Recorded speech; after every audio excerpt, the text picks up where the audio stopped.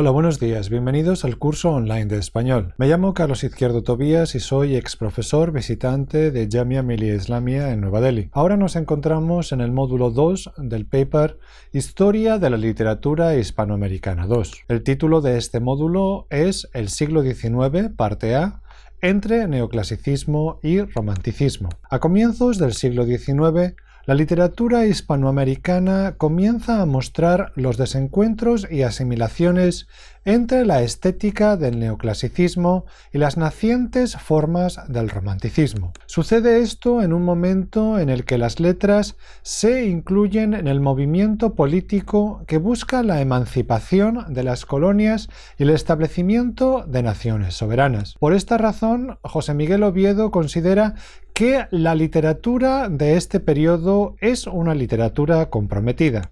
El traslado a Bayona en 1808 del rey Fernando VII, que abdica a favor de José I Bonaparte, se traduce en las colonias en un momento fundamental de la lucha emancipadora, en un apoyo al rey depuesto, por un lado, y una consolidación del poder de los dirigentes coloniales, por otro. Las Cortes de Cádiz de 1810 reconocen la igualdad de derechos de diputados americanos y peninsulares.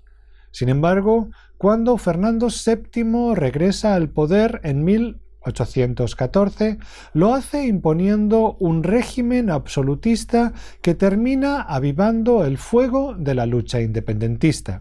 La literatura recoge las ansias americanistas del momento. José Miguel Oviedo define así las transformaciones que sufre el neoclasicismo. El neoclasicismo dieciochesco se contagia con nuevos ideales que alteran en cierta medida su signo original: la emoción por la naturaleza americana, el interés sentimental por el indio, el patriotismo libertario, la exaltación por las figuras heroicas, el estremecimiento ante los insondables misterios del destino. Los rasgos morbosos y emocionales de la experiencia espiritual empiezan a acentuarse y a señalar un desplazamiento en la visión literaria de los hombres de ese tiempo que abren cada vez más los secretos de su alma.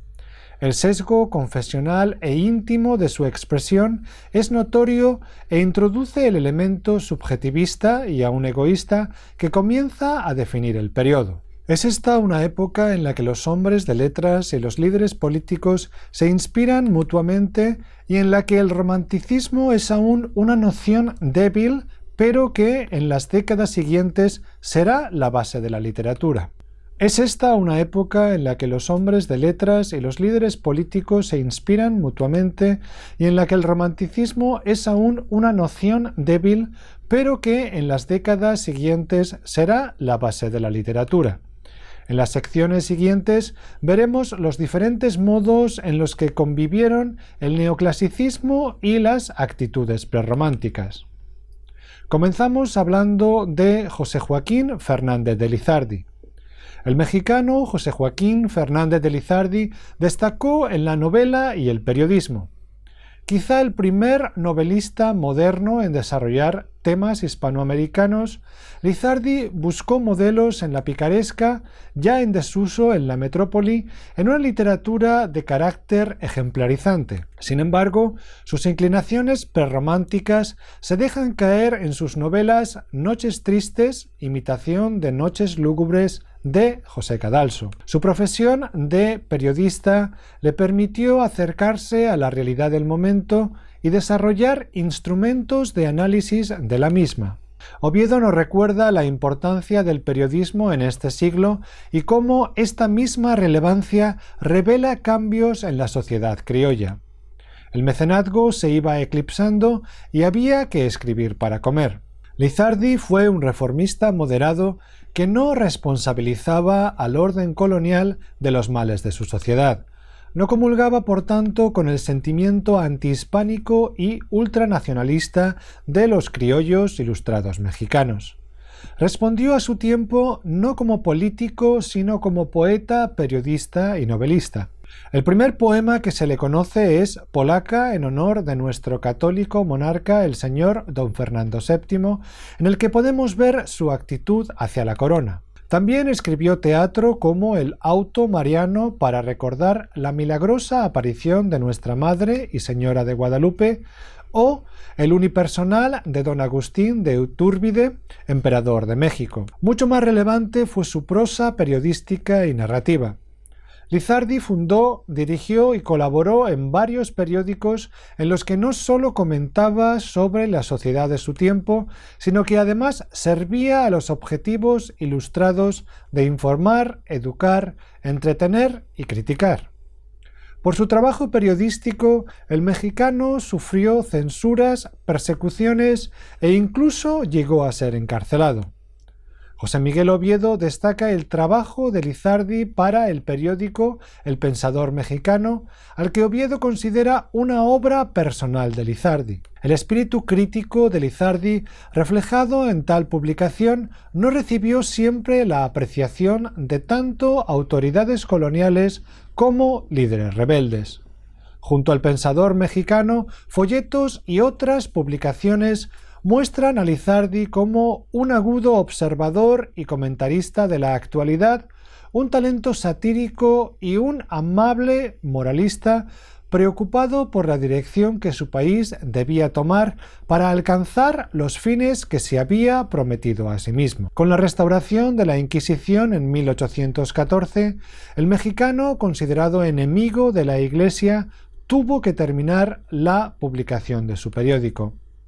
Oviedo opina que la gran contribución de la obra periodística de Lizardi al mundo de las ideas de Hispanoamérica fue introducir en el espíritu enciclopedista algo acartonado de la Ilustración, un tono decididamente popular, un ingrediente de vivacidad y frescura propio de quien se siente más comprometido con los individuos concretos que con las instituciones. El Periquillo Sarniento es quizá su novela más relevante. Una de las primeras manifestaciones modernas de la novela en Hispanoamérica estuvo pensada para ser publicada como un folletín por entregas.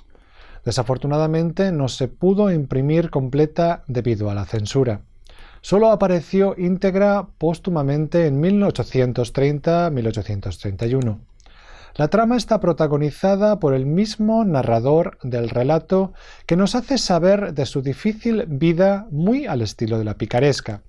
Sin embargo, se aparta de tal tradición en cuanto a que, primero, el pícaro no es responsable de sus infortunios y, segundo, porque el lenguaje que Lizardi utiliza no es el de la picaresca, sino el criollo del mundo colonial. El primer aspecto se refiere al hecho de que Periquillo es víctima de una educación insuficiente. El Periquillo de la ficción escribe su vida para que lo que ha aprendido sirva como ejemplo a sus hijos y para denunciar la ineficiencia y abusos de las autoridades coloniales. A pesar de esto, Oviedo advierte de que el Periquillo Sarniento no es un alegato político, ya que parece más dirigida al hombre razonable, el que prefiere los argumentos filosóficos que al espíritu rebelde. Lizardi escribió otras 3 novelas, Noches Tristes, que luego se llamó Noches Tristes y Día Alegre, La Quijotita y su prima, las 2 de 1818, y Don Catrín de la Fachenda, publicado póstumamente en 1832. Vamos a hablar ahora sobre las letras en las regiones caribeña y andina. La literatura de la emancipación posee un lugar de excepción para el militar y político fundador de la Gran Colombia y Bolivia, Simón Bolívar. Su figura inspiró a muchos literatos patrióticos que lo convirtieron en el material de sus aventuras poéticas. Bolívar fue también el autor de discursos, escritos y cartas que nos hablan del proceso ideológico de la emancipación. En estos textos encontramos a un criollo culto que hace gala de las peculiaridades de su léxico. Las ideas del venezolano Francisco de Miranda también inspiraron el pensamiento independentista hispanoamericano. Influyó grandemente sobre Bolívar y, como Olavide, llevó una vida de novela. Fue soldado en Melilla y Argel, viajó a los Estados Unidos y conoció a Washington, fue protegido del príncipe Potemkin y la emperatriz Catalina la Grande de Rusia y perseguido por la justicia española. Su diario resume las pericias de su vida y su pasión por el arte y los libros. El limeño Manuel Lorenzo de Vidaurre ha de ser también contado en este grupo de precursores del pensamiento político de la emancipación en su expresión literaria. Repito, el limeño Manuel Lorenzo de Vidaurre ha de ser también contado en este grupo de precursores del pensamiento político de la emancipación en su expresión literaria. Reformista ilustrado, propuso en su Plan del Perú la creación de una monarquía benevolente y eficiente en su país. Trabajó para la Confederación de Bolívar, pero se opuso a su dictadura vitalicia. Otra de sus obras fue Cartas Americanas. El poeta José Joaquín de Olmedo aparece en la historia de la literatura ecuatoriana y en la peruana, ya que, aunque nació en Guayaquil, su familia procedía del Perú. Asimismo, participó en la redacción de las constituciones de ambas naciones. En cualquier caso, ninguna de las dos naciones existía cuando él nació. Olmedo escribió para las Cortes de Cádiz su discurso sobre las mitas de América, en el que defendía la suspensión del abusivo sistema de trabajo indígena. Enfrentado inicialmente a Bolívar, se convirtió en un seguidor entusiasta del militar y llegó a convertirse en ministro plenipotenciario de Bolívar en Londres en 1825. José Miguel Oviedo escribe que esta adhesión emocional e ideológica con el Libertador convierte a Olmedo en el más importante poeta cívico de su tiempo. Su obra más célebre es el Canto de Junín, conocido como Canto a Bolívar, que escribe inspirado por el triunfo de Bolívar en Junín en 1824. Si tal poema y otras composiciones del poeta constituye un documento del drama de las guerras de la independencia, las cartas que Olmedo intercambió con Bolívar consultándole sobre el poema nos dan una idea de los planteamientos estéticos e ideológicos del autor. Bolívar defiende el modo clásico de la oda, mientras que Olmedo sugiere seguir los caprichos de la fantasía, revelando así tendencias prerrománticas. El peruano Mariano Melgar mostró en su obra una ruptura con el clasicismo y propensiones románticas desde ideas del amor imposible y el fervor patriótico. Fusilado por los españoles a los 24 años, Melgar fue el autor de poesía filosófica, cívica y epigramática, pero es esencialmente recordado por la poesía amatoria de Cartas a Silvia y sus yarabíes. Estos últimos son adaptaciones líricas de formas mestizas procedentes de fuentes indígenas. Aunque sus versos son, según Oviedo, monótonos y tediosos, su obra se adelanta a la poesía lacrimosa del romanticismo. El poeta del momento más cercano al romanticismo fue el cubano José María Heredia. Dedicado a la liberación de su patria, sus continuos viajes y lecturas de algunos románticos como Byron, Chateaubriand o Lamartine marcaron su sensibilidad y su poesía, que fue de tipo civil, amoroso e histórico. Sus poemas más destacados fueron Las Silvas en el Teocalli de Cholula y Niágara, que muestran el yo romántico que subjetiviza el paisaje. Vamos a hablar ahora sobre Andrés Bello. El escritor venezolano Andrés Bello es también uno de los precursores de la literatura y pensamiento de la emancipación, pero tal es su importancia que hemos decidido dedicarle una sección completa. Nacido en Caracas, Bello desarrolló una obra que sigue el humanismo clásico de afiliación europea, pero atenta a la sensibilidad de los tiempos y comprometida con las realidades del continente americano. Poeta, periodista, crítico, filólogo, legislador, pedagogo, etc., Bello vivió en Venezuela, Londres y Chile. En Venezuela pasa las 3 primeras décadas de su vida. Realiza estudios universitarios, trabaja en la administración y es redactor de la Gaceta de Caracas. La formación clásica de Bello quedó completada con su encuentro con Alexander von Humboldt, el humanista y explorador prusiano que visitó Venezuela en 1799. Bello viaja con él al año siguiente y descubre así la importancia de la observación rigurosa de la realidad como la grandiosidad de la naturaleza tropical, lo que será muy útil para su inspiración poética, escribe Oviedo. La madurez artística la logra el autor en su etapa inglesa. Bello llegó a Londres acompañando a Bolívar en misión diplomática, pero tras los infortunios de los patriotas venezolanos en 1812, la misión cesó y el venezolano tuvo que quedarse en el exilio británico. Allí Bello desarrolla una actividad intelectual constante.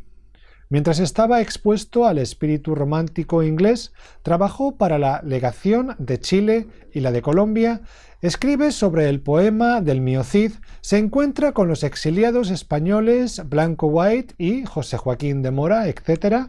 De su labor periodística destaca la publicación de las revistas Biblioteca Americana y Repertorio Americano, en las que habla de política, filosofía, literatura y ciencia en relación a la lucha americana por la independencia. En uno de los textos de Repertorio titulado Juicio sobre las poesías de José María Heredia, el venezolano critica la poesía del cubano afín al romanticismo, lo que muestra la adhesión de Bello a la estética neoclásica. Oviedo nos recuerda que, a pesar de este hecho, Bello estaba entonces en contacto con el romanticismo temprano inglés y francés. El romanticismo que escoge Bello es el pasivo de la reflexión y la contemplación, lánguidamente replegado en sí mismo, no el de la exaltación y el desenfreno pasional. Tenía reservas frente al caos emocional y la anarquía formal de ese otro romanticismo que veía encarnado en Sarmiento y en su estilo tempestuoso y arrebatado. Dos de sus poemas de esta etapa, Alocución a la poesía y La agricultura de la zona tórrida, destacan en la historia de la poesía transicional y dejan ver la nostalgia de Bello por su tierra. En Alocución, el venezolano sugiere un programa literario en el que América, espacio de realización del ideal libertario de la humanidad, es presentada también como el espacio para una nueva poesía. Bello pide a la musa de la poesía que abandone la Europa que regresa al absolutismo y que cante la belleza natural y los valores cívicos de América. De este modo, su texto aúna la visión neoclásica de la naturaleza y la aserción romántica de la libertad. En La agricultura, el venezolano, sosteniéndose en la tradición fundada por las crónicas de conquista y los libros de ciencias naturales, busca la utopía en la naturaleza. Oviedo opina que el romanticismo no aparece en la descripción de la naturaleza aún dentro de lógicas neoclásicas, sino en la nostalgia del trópico, cuya naturaleza presenta el exiliado como un reino de bondad natural. En cualquier caso, estos poemas presentan a América como una realidad distinta a Europa. En 1929, Andrés Bello llega a Chile, donde se instalaría de por vida. Allí, como senador, ministro, rector universitario, jurisconsulto y educador, participó activamente en la vida cultural y pública e influyó grandemente en la de todo el continente. Algunas de sus publicaciones son Filosofía del Entendimiento, Principios de Derecho de Gentes, Principios de la Ortografía y Métrica de la Lengua Castellana y Gramática de la Lengua Castellana destinada al uso de los americanos. La gramática revela la preocupación de Bello por mantener la lengua unificada, pero también por reconocer las peculiaridades del castellano americano. En 1842, Bello mantuvo una dura polémica con Sarmiento que, vista en términos simples, enfrentaba el clasicismo y conservadurismo del venezolano al romanticismo y liberalismo de Sarmiento. Oviedo bien nos recuerda que esta polémica se alimentó de un malentendido, ya que Bello, defensor del orden y el equilibrio, no estaba en contra del romanticismo, sino más bien de los excesos en los que tanto clasicismo como romanticismo podían caer. Para Ángel Rosenblatt, Andrés Bello fue un humanista comparable a Goethe. Y terminamos aquí este módulo. Muchas gracias.